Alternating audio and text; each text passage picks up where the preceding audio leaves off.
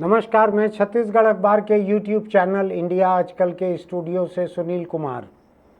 एक बड़ी दिलचस्प खबर आई है अभी। खबर थोड़ी सी गोलमोल आई है। जोधपुर के रहने वाले हैं कैलाश मांझू बिश्नोई। उन्होंने एक किताब लिखी है, यूपीएससी वाला लव कलेक्टर साहिबा। किताब हिट हो गई। हिंदी की किताब है, खूब बिक्री हो रही है। खबर में बताया गया है कि वो रॉयल्टी से करोड़पति हो गए हैं। कभी कभी ऐसा भी होता है कि किताब की बिक्री को बढ़ाने के लिए कुछ ऐसे शिगुफे छोड़े जाते हैं। मैं भी उस पर नहीं जा रहा हूँ कि ये दावा सही है कि नहीं है, वो करोड़पति हो गए हैं कि नहीं हो गए हैं। उनके बारे में कहा गया है, जो राइटर हैं इसके किताब के लेखक हैं कैलाश मांझू बिश्नोई, उनके बारे में कहा गया है कि वो यूपीएससी की तैयारी कर रहे थे। बहुत से अखबारों की खबरों में कहा गया है कि यूपीएससी की तैयारी करते हुए उनको एक लड़की से प्रेम हुआ, वो भी यूपीएससी की तैयारी कर रही थी। बाद में वो यूपीएससी में चुन ली गई, कलेक्टर बन गई या बनने वाली होगी। इतने जल्दी कलेक्टर बनते नहीं हैं, कुछ साल लगता है। हो सकता है ये पूरी की पूरी एक कल्पना हो, लेकिन किताब हिट हो गई है, बिक रही है। तो मैं इस पे आता हूँ कि ये घटना, अगर खबर बहुत से अखबारों में आई है, बहुत सी बड़ी वेबसाइटों में आई है, देश की कुछ सबसे बड़ी वेबसाइटें हैं, देश के कुछ बड़े अखबार हैं, उन सब जगहों पे खबर एक तरीके से आई है। ये वो खबर ये कहती है कि इनसे मोहब्बत थी, कैलाश मांझू बिश्नोई से किसी लड़की की मोहब्बत थी। बाद में इनका यूपीएससी में सिलेक्शन नहीं हुआ, उस लड़की का हो गया, उसने इनको छोड़ दिया। तो इन्होंने निराशा में, मोहब्बत में ठोकर खाकर इन्होंने एक किताब लिखी। आपको ध्यान होगा कि दुनिया में उर्दू के जितने शायर हैं उनमें एक आध कोई अपवाद हो तो हो कि जो मोहब्बत में धोखा खाने या मोहब्बत टूट जाने या मोहब्बत में निराशा हाथ लगने के बिना भी कुछ लिख पाते हों। सबकी रचनात्मकता जो है वो मोहब्बत में धोखा खाने या निराशा के बाद ही जागती है। तो हो सकता है कैलाश मांझू बिश्नोई की प्रतिभा जो है, उनकी कल्पनाशीलता उसके बाद जागी और उन्होंने ये किताब लिख डाली। मैं इसको खबर और कल्पना दोनों ही मानकर चल रहा हूँ। तो खबर ये कहती है कि आईएएस बनते ही प्रेमिका ने ब्रेकअप कर लिया। अब प्रेम का कोई सगाई जैसा भी कच्चा रिश्ता भी नहीं होता है, शादी जैसा कोई कानूनी रिश्ता भी नहीं होता है। प्रेम तो मेरा ख्याल है आजकल के लड़के लड़कियां शादी के पहले 2-2 4-4 प्रेम कर चुके रहते हैं।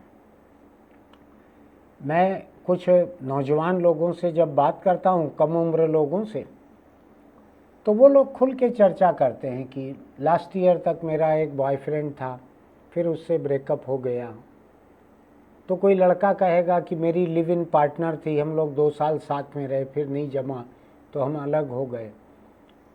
तो मेरी पीढ़ी की बात थोड़ी अलग थी, लेकिन मैं नई पीढ़ी के लोगों के साथ भी उठता बैठता हूँ। अब ये बातें जो हैं ज़्यादा होती हैं, लोग अपनी मर्जी से फैसले लेते हैं, साथ रहने के बाद भी अलग हो जाते हैं, प्रेम संबंध आजमाने के बाद टूट जाता है, देह संबंध आजमाने के बाद टूट जाता है।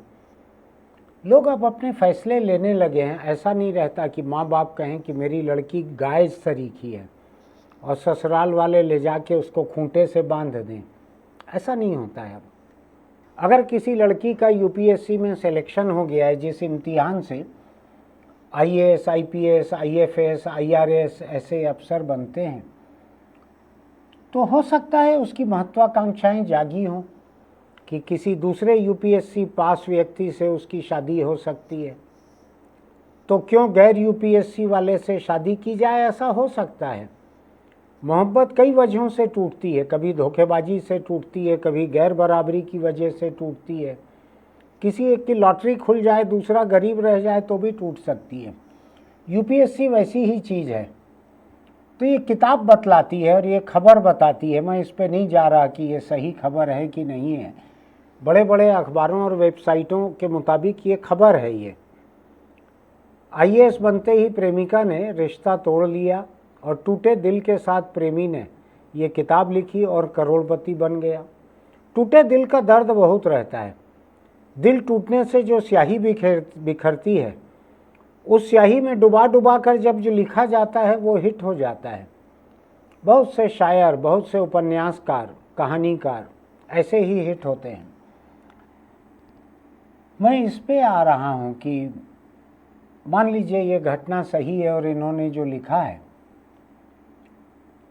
तो कहानी की हम बात करें, इसमें क्या अटपटा है? यही अटपटा है कि लड़की ने ये रिश्ता तोड़ दिया। लड़के तो आए दिन रिश्ता तोड़ते रहते हैं। कई बार तो वो एक साथ 3-4 रिश्ते समानांतर चलाते हैं। लड़के भी कुछ हद तक, शायद लड़कियां भी होंगी, 2-3-4 लोगों से रिश्ता साथ साथ चलाते हैं पैरेलल। उनमें से फिर उनको जो ठीक लगे उसको जारी रखते हैं, बाकी को डिस्कार्ड कर देते हैं, छोड़ देते हैं।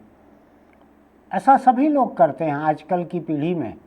3-4 जगह नौकरी के लिए अर्जी भेजते हैं, 2-3 जगह से अपॉइंटमेंट लेटर ले लेते हैं, ज्वाइनिंग का टाइम मांग लेते हैं, कई यूनिवर्सिटी में अप्लाई करते हैं। अभी छत्तीसगढ़ के एक अफसर ने सरकारी खर्च पर पीजी करने के लिए अप्लाई किया, तो 2 यूनिवर्सिटी, अमेरिका की सबसे बड़ी यूनिवर्सिटी, 2 ब्रिटेन की, चारों जगह उनका हो गया। चारों में से उन्होंने छाटा कि कहाँ पढ़ना है उनको, कहाँ कोर्स करना है। स्कॉलरशिप भी पूरी मिल गई। ऐसे लड़के लड़कियां भी आजकल करते हैं। एक रिश्ते को तोड़ने के पहले वो दूसरा, जैसे गाड़ी रहती है, स्कूटर है, कार है, स्टेपनी रहती है, उसमें एक चक्का पंक्चर हो जाए तो बदलने के लिए एक चक्का रहता है। कई लोग कहते हैं कि एक स्टेपनी ऐसा रखना चाहिए। मैं फेसबुक पे कुछ रिलेशनशिप एडवाइस देता था लोगों को, इस यूट्यूब चैनल पर भी देता था, अब समय नहीं मिलता। उसमें लोगों ने कहा आप लोगों को ये क्यों नहीं सुझाते हैं कि वो एक स्टैंड बाई अरेंजमेंट रखे, एक वैकल्पिक व्यवस्था पहले रखे तब रिश्ता तोड़े। करते हैं लोग ऐसा। आज का ज़माना बड़ा आधुनिक हो गया है। मेरे समय तो लोग पत्थर को छील छील कर चक्का बना रहे थे, चकमक पत्थर से आग लगा रहे, आग पैदा करने की तकनीक सीख रहे थे। वो बहुत पुराना हो गया जब मैं इन कामों को देखता था बैठ के। आज के ज़माने के जो लोग हैं, जवान लड़के लड़कियां, उनके लिए रिश्ता तोड़ना, ब्रेकअप शब्द जो है वो तकलीफ दे नहीं रह गया, अपमानजनक नहीं। मेरा ब्रेकअप, तुम्हारे साथ वो लड़का रहता था, क्या वो ब्रेकअप हो गया उससे? वो तुम्हारी गर्लफ्रेंड पिछले बार रेस्तरां में आई थी, इस बार दूसरी लड़की है, उससे ब्रेकअप हो गया मेरा। बड़ा मुझको तो ये ईमानदारी अच्छी लगती है कि था रिश्ता, था, नहीं निभ पाया, आगे तो ब्रेकअप हो गया। उसको रोते झींकते बोरी की तरह पीठ पर क्यों ढोना? आजकल के लोग इस तरह से रिश्तों से छुटकारा पा लेते हैं कि जैसे हाथ पे किसी का, बगल से कोई बस निकल रही है, उसमें से किसी ने थूक दिया, आपके हाथ पे गिर गया तो हाथ थोड़ी काट देते हैं आप। अगले प्याऊ पे रुक के पानी मांगते हैं, उससे हाथ को धो लेते हैं, निकल जाते हैं आगे। ऐसा ही आजकल लोग रिश्तों के साथ भी करते हैं। लेकिन ये उपन्यास क्यों बन गया, ये कहानी क्यों बन गई? क्योंकि इसमें एक लड़की के धोखा देने की बात कही गई है। लेखक को एक लड़की ने धोखा दिया है, ऐसा खबरों में बताया जा रहा है। कैलाश मांझू बिश्नोई को एक लड़की ने धोखा दे दिया। वो कलेक्टर बन रही हैं, अब IAS हो गई हैं। ऐसी 2-3 घटनाएं देश में पिछले साल 2 साल में हुई हैं। एक किसी लड़के ने, आदमी ने बड़ी मेहनत करके अपनी पत्नी को UPSC की तैयारी करवाई। 1 साल, 2 साल, 3 साल UPSC में उसका सिलेक्शन हुआ। सबसे पहला काम उसने किया, अपने मजदूर या बहुत गरीब पति को छोड़ दिया। तकलीफ की बात है, जिसने इतना एहसान किया था, वो पति ना भी रहे, कोई और रहे, तो भी उससे संबंध नहीं तोड़ना चाहिए। दोस्ती के संबंध, पहचान के संबंध नहीं तोड़ना चाहिए। उसने तोड़ दिया था, मुझको याद है। 2-3-4 ऐसी घटनाएं थी। एक डिप्टी कलेक्टर कोई बन गई थी महिला, उसने ऐसा किया। एक UPSC में आ गई थी, उसने ऐसा किया है। ऐसा अटपटी बात है। इसको लेकर सोशल मीडिया पर लगातार कहा और लिखा गया, और बढ़ाओ आगे महिलाओं को यही होगा, और सिर पे चढ़ाओ महिलाओं को यही होगा, इनके ऊपर और खर्च करो, और तैयारी करवाओ, देखा न किस तरह से धक्का दिया है पति को खाई में। ऐसा बहुत कुछ लिखा गया। मैं एक बात सोचता हूँ, और मैं अखबार नवीसी में आया हूँ तब से देखते आ रहा हूँ, बहुत सारे ऐसे लोग हैं राजस्थान के, यूपी बिहार के, दूसरे प्रदेशों के, जो यूपीएससी में कामयाब होकर आईएएस, आईपीएस, आईएफएस बन जाते हैं, लेकिन उनके समाज के चलन के मुताबिक, मैं पुरानी बात बता रहा हूँ 30-40 साल पहले की, समाज के चलन के मुताबिक उनकी शादी बचपन में हो चुकी रहती है। अब बड़े अफसर बन जाते हैं, बड़ा बंगला हो जाता है। घर वाली जिस तरह के पृष्ठभूमि से आई है, गरीबी से, उससे ज़्यादा पैसा तो उनके यहाँ डेली वेज पर काम करने वाली महिलाएं पाती हैं। तो क्या किया जाए? बहुत सारे ऐसे अफसर हैं, बहुत सारे, जिन्होंने अपनी पत्नियों को छोड़ दिया, बहुत सारे हैं। मैं छत्तीसगढ़ की बात आपको बतलाता हूँ। बहुत से ऐसे बड़े अफसर, छोटे अफसर, मंझले अफसर बस्तर में पोस्टिंग पाते थे। अब नक्सली पहुँचे नहीं थे, उसके पहले की बात है। खौफ किसी का नहीं था, सरकार का तो कोई खौफ था नहीं उस समय, नक्सली थे नहीं।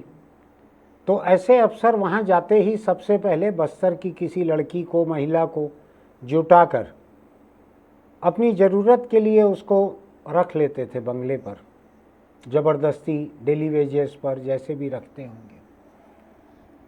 उनका देह शोषण होता था, साल 2 साल 3 साल, कुछ लोगों के बच्चे भी हो जाते थे। शादी नहीं करते थे उनसे, क्योंकि शादी वाली बीवी अलग है, रही किसी शहर में है, माँ बाप के पास है, अपने माँ बाप के पास है, वो है अलग।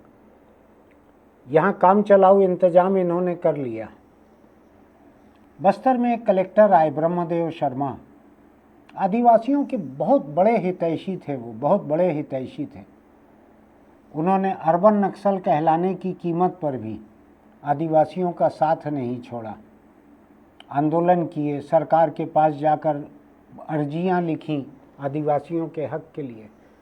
कलेक्टर थे तो उन्होंने ऐसे सारे अफसर जो हैं, इनको कहा कि इसको 2 साल से 3 साल से तुम देह शोषण कर रहे हो, या तो तुम शादी करो इससे, और नहीं तो मैं तुमको अरेस्ट करवा दूंगा।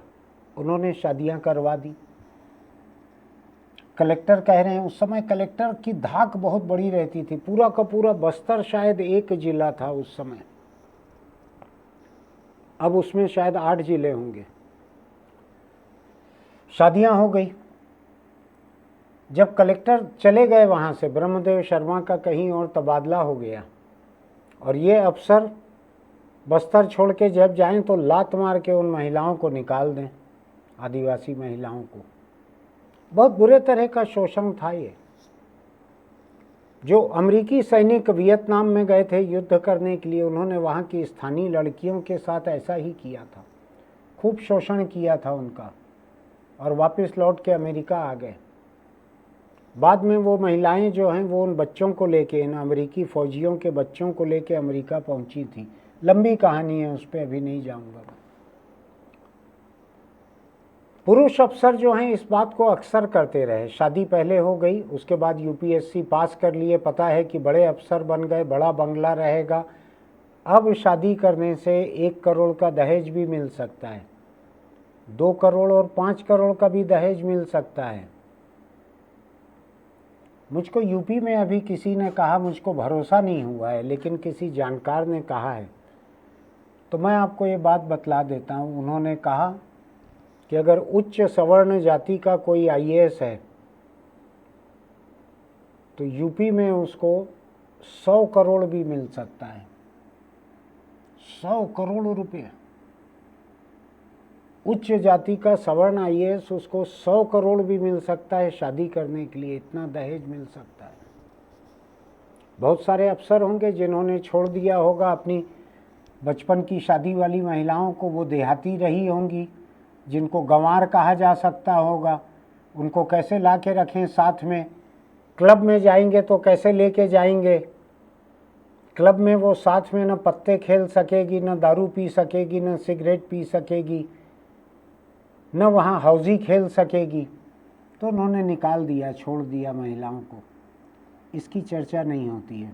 हिंदुस्तानी समाज में महिला के किए हुए जरा से काम की ढेर चर्चा होती है, और ऐसी चर्चा होती है तमाम महिलाएं ऐसी हैं और चढ़ाओ इनको सिर पर।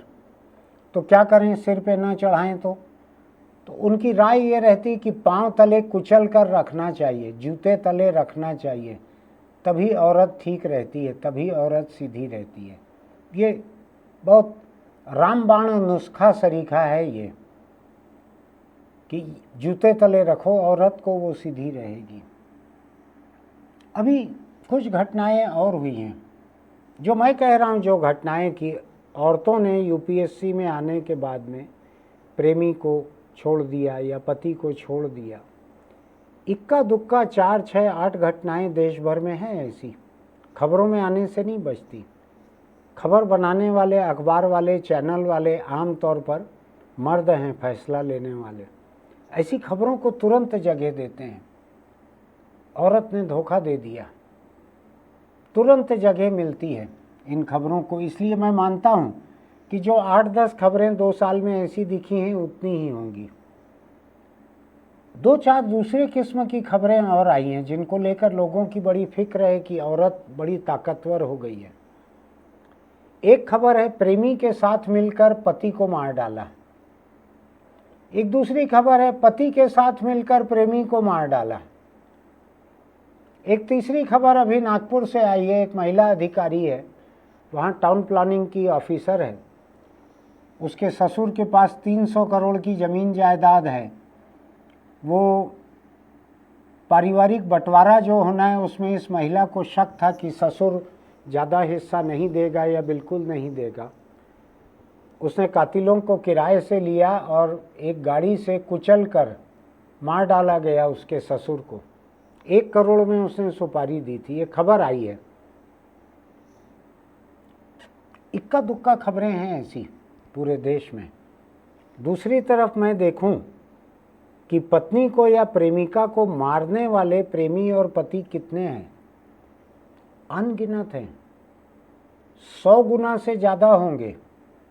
कातिल हसीनाओं के मुकाबले कातिल हस्बैंड या कातिल प्रेमी जो हैं 100 गुना होंगे, सैकड़ों गुना होंगे। लेकिन उनकी चर्चा नहीं होती क्योंकि खबरें बनाने वाले आमतौर पर मर्द हैं। वो छोटी सी खबर बनती है, चले जाती है। भारतीय समाज में खबरों को मैनेज करने वाले, कंट्रोल करने वाले मोटे तौर पर मर्द हैं। अखबारों के, चैनलों के मालिक तो अनिवार्य रूप से मर्द हैं। संपादक भी 99% मर्द हैं। टीवी चैनलों पर कुछ लड़कियां रिपोर्टिंग करते, एंकर करते दिखती हैं, लेकिन वहाँ भी पर्दे के पीछे जो फैसला लेने वाले संपादक रहते हैं वो मर्द रहते हैं। औरत की बेवफाई जो है वो तुरंत बड़ी बड़ी खबरों में आ जाती है कि जैसे देश की आधी आबादी बेवफा है। आधी आबादी प्रेमी के साथ मिलकर पति को मार रही है या पति के साथ मिलकर प्रेमी को। जो बची खुची महिलाएं वो ससुर के कत्ल की सुपारी दे रही हैं। ये इस तरह की बात एक एक खबर से शुरू हो जाती है। किसी ने मुझको कहा कि आप महिलाओं के आत्मनिर्भरता की, उनके सशक्तिकरण की बहुत बात करते हो, ये देखो सशक्तिकरण का नतीजा।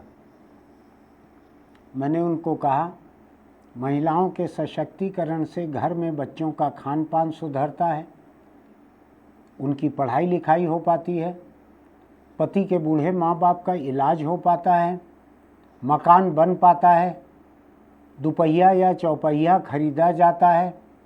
ये सब महिलाओं की सेकंड सैलरी जो है, महिलाओं की कमाई से ही ये होता है। तो अगर 140 करोड़ की आबादी में साल 2 साल में 14 महिलाओं ने अपने पति या प्रेमी को मार भी डाला है तो बहुत बड़ी बात नहीं है। हर दिन कोई ना कोई पति जो है वो अपनी पत्नी और प्रेमिका को मार रहे हैं। हर दिन बेटे अपने माँ बाप को मार रहे हैं। हर दिन मैं अपने आसपास देख रहा हूँ, बेटे माँ बाप को मार रहे हैं। हर दिन की बात है ये। तो एक महिला अगर प्रेमी को धोखा दे रही है या रिश्ता तोड़ रही है, हो सकता है धोखा खाने के लायक ही हो, हो सकता है प्रेमिका ने उस पति को 4 अलग अलग पैरेलल स्टेपनी रखते हुए अपने दोपहिया में भी 4 स्टेपनी लगाकर चलते हुए पा लिया हो, तो क्या करेगी उसको? उसकी चारों प्रेमिकाओं के साथ पालेगी अगर छोड़ेगी नहीं तो। मुझको लगता है कि महिलाओं के खिलाफ एक खबर अगर आती है, उस खबर से हिंदुस्तानी समाज के मर्दों का पूर्वाग्रह बड़ा मजबूत हो जाता है। उनको एक तर्क मिल जाता है कि औरतों की जगह घर में ही है, किचन में ही है, औरत की जगह रसोई में ही है। ये बोलते हैं। जो नहीं बोलते हैं उसको मैं बता देता हूँ। 8 AM to 8 PM, 8 AM क्या 5 AM, सुबह 5 बजे से रात को 10 PM तक, 5 AM to 10 PM मर्द चाहता है औरत की जगह रसोई में रहे, झाड़ू लगाए, पोंछा लगाए, कपड़े धोए, मर्द के माँ बाप की सेवा करे, गाय है तो चारा दे, कुत्ता है तो नहलाए, सारा काम करे। और रात 10 बजे 11 बजे जब वो थक कर टूट जाए, तब फिर मर्द की चाहत रहती है कि वो रात 10 से सुबह 5 तक वो उसके साथ, जैसा ब्लू फिल्मों में दिखती है ना जिंदगी रंगीन एकदम, उसकी रात वैसी कर दे पति की, ऐसा चाहते हैं मर्द। तो मर्द की हसरतें ये हैं। ये अगर पूरी नहीं होती हैं तो वो तुरंत मिसालें ढूंढ के ले आते हैं। मर्द का अगर बस चले तो वो दिन में औरत को बंधुआ मजदूर की तरह रखे, जिसको 2 वक्त का खाना बचा हुआ दे दिया जाता है और 12-14 घंटे काम लिया जाता है, और रात में वो तालिबान बन जाना चाहे, सेक्स स्लेव रखना, IS के आतंकी जो अपने धर्म के मुताबिक सेक्स स्लेव को सही ठहराते हैं, सेक्स के लिए गुलाम बना के रखना महिलाओं को सही ठहराते हैं। हिंदुस्तानी औसत मर्द का बस चले तो वो रात में औरत को तालिबान की तरह, IS के आतंकी की तरह सेक्स स्लेव बना कर रखे और उससे फिर उन्हीं ब्लू फिल्मों के तमाम काम करवाए। ये उसकी हसरत रहती है। दिन में बंधुआ मजदूर रहे, पूरे काम करे घर के। जो ऐसे पूर्वाग्रह से भरा हुआ, लदा हुआ ये समाज है हिंदुस्तान का, इसमें एक महिला के बारे में एक अफवाह या एक चर्चा या एक खबर देश की तमाम महिलाओं की साख को खत्म करने के लिए मर्द काफ़ी मान लेते हैं। आपस में यही चर्चा करेंगे, व्हाट्सएप करेंगे, एक दूसरे को भेजेंगे। मैंने मजाक करते देखा है, एक दूसरे को भेजते हैं और फ़ोन करके कहते हैं तेरी घरवाली बाहर बहुत निकलती है आजकल, थोड़ा सावधान रहना, बोल के रख देते हैं। तेरे को भेजा है, एक व्हाट्सएप देख ले। तो महिला घर के बाहर काम करती थी, किसी से प्रेम हो गया, प्रेमी के साथ मिलकर पति को मार डाला, इस तरह की घटना होती होगी। घटना बुरी घटना है, नहीं करना चाहिए था उस महिला को। 140 करोड़ आबादी है, एक साल में 140 खबरें भी ऐसी नहीं निकलती। 14 खबर निकलती होगी एक साल में, ऐसा हो सकता है 48 निकलती हो, 56 निकलती हो, 140 खबरें भी निकलती हों पति को मार डालने की, ऐसा मुझको नहीं दिखता है। तो मेरा ये कहना है कि इक्का दुक्का घटनाओं को लेकर महिलाओं का मखौल उड़ाना, महिलाओं के कामकाज पे रोक लगाना, उनके पढ़ने लिखने पे रोक लगाना, कॉम्पिटिटिव इम्तिहान देकर उनका अफसर बनना, इन सब से रोकना, ऐसा मत कीजिए।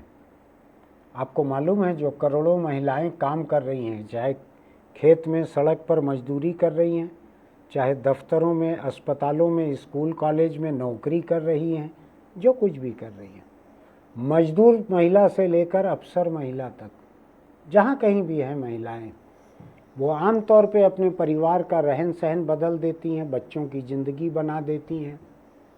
ऐसी इक्का दुक्का घटनाओं से अपने दिमाग में पूर्वाग्रह को और मजबूत मत कीजिए।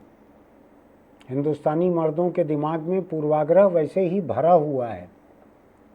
उनके दिमाग के एक खासे हिस्से में पोर्नो भरा हुआ है, बचे हुए हिस्से में पूर्वाग्रह भरा हुआ है। अभी कुछ हिस्से में हाल के वर्षों में धर्मांधता भी भर गई है।